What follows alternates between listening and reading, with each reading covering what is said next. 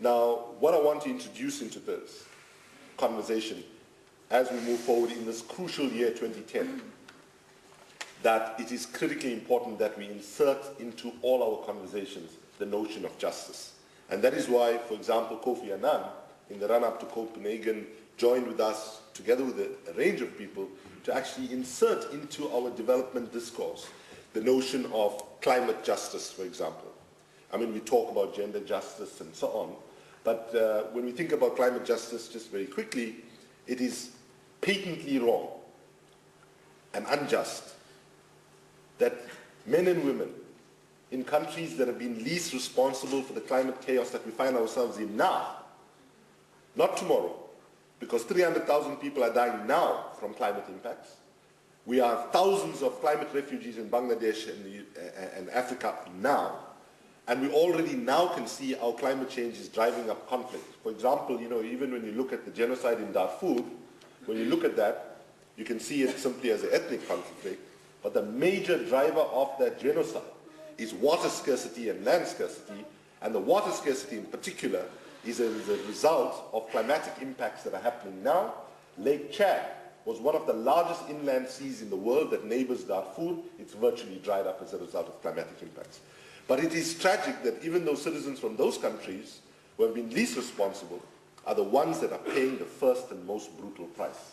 So when we think about all that we're doing, about the need to reform governance institutions, the need to have a new discourse that actually begins to set us on a very radical, different path to create a sustainable world, these are tough choices that need to be made, and I must sadly say that too many of our political leaders are strangled by short-term election cycles and short-term political expediency, and are not willing to actually be honest with themselves to say, folks, we are in a real mess, we cannot continue as usual, and we need to actually fundamentally introduce new thinking. And some of the new thinking is not that new. We've been talking from civil society about the need for a financial transactions tax, which is called the Tobin tax in some places and so on, which would mobilize billions of dollars by just taxing the flow of currencies across borders.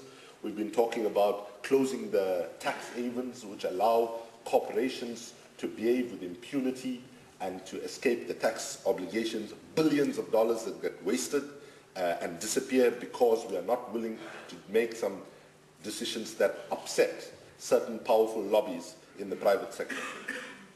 So within all of this context, let's look at the moment then where we are in 2010. This is a fundamentally important year.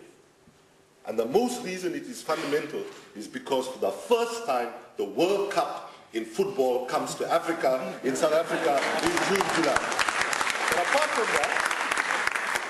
apart from the World Cup coming to Africa for the first time, the MDG conference takes place in September at the United Nations. It's 10 years since the majority of the heads of state gathered at the Millennium Summit and formulated the Millennium Declaration. That was a moment of optimism and hope and encouragement that by 2015 we would not eradicate poverty, but at least we would halve it through certain specific measures. And I'm sad to say that even though there has been progress in many places, many of the goals are not near achievement. In some parts of the world, particularly in the last 2 years, we've seen a slippage in those goals. And now is a time for us, in the remaining months leading up to the September summit, is to do three things. One is, we as a civil society community have to begin to say, what do we need to say differently, what do we need to do differently, and how do we ensure that that summit is not just another talking shop, but it's one where we can recover momentum to ensure in the remaining 5 years to 2015 and beyond that we can actually get on a serious path of addressing poverty. Because the bottom line is, if there is political will, we can see how resources can be mobilized. And let me say, it's not just about rich country governments. Even when we look at our governments in Africa, and, for example, when it comes to military expenditure, right, governments in rich and poor countries seem to have this very much in common. And that is, even though they can complain and ask for aid and do all of these things, but when it comes to the issue of conflict and mobilizing resources to acquire weapons of war, it seems that there is a magical political will and ability to be able to mobilize the scale of financing, which is unimaginable even to address poverty in rich parts of the world. And that has to change.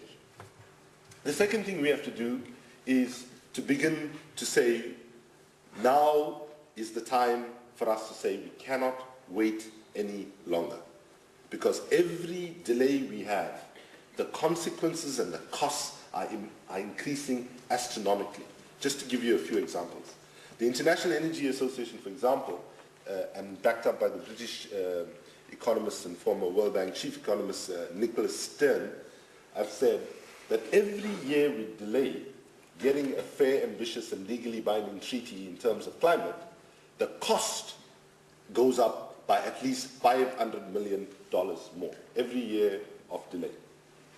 And we know that with particularly the linkage now between climate change and poverty, that in fact many of the impacts of climate change are deepening poverty, exacerbating poverty, but also reversing some of the successes that we've had in places like Bangladesh because of climatic impacts. And the sad truth is, some of this is totally irreversible, right? We're not going to get some of the glaciers back. We're not going to seriously reverse desertification in northern Kenya. I can give you any number of examples, by the way, not only in the developing world, but also in the developed world, where in fact some of the climate impacts are already irreversible. So when we have our leaders, as we had in Copenhagen, coming there with the message of urgency and so on, and they're not delivering, we have to begin to ask ourselves a key question about the quality of governance that we actually are dealing with. And I will just spend a few minutes with that and then begin to conclude. Some of you might remember in 1980s, there was a slogan that said, think globally, act locally. How many of you, just a show of hands? Okay, quite a few of you. What we understood by that slogan, which actually emerged at the time of the Rio Earth Summit in the early 1990s, was that irrespective of the issue or challenge that you were trying to address at the local or national level, you needed to think more deeply and more analytically about how the issue that you were trying to tackle at the national, local level was being impacted on by global processes, global institutions, and global thinking. And that was fine. And then suddenly, the Berlin Wall came down, and suddenly there was this promise of democracy and economic progress and so on, which we're all excited about. And then suddenly that slogan didn't quite work for people in developing countries, because they began to say, hang on a minute, if you think globally and we act solely locally, and if actually in the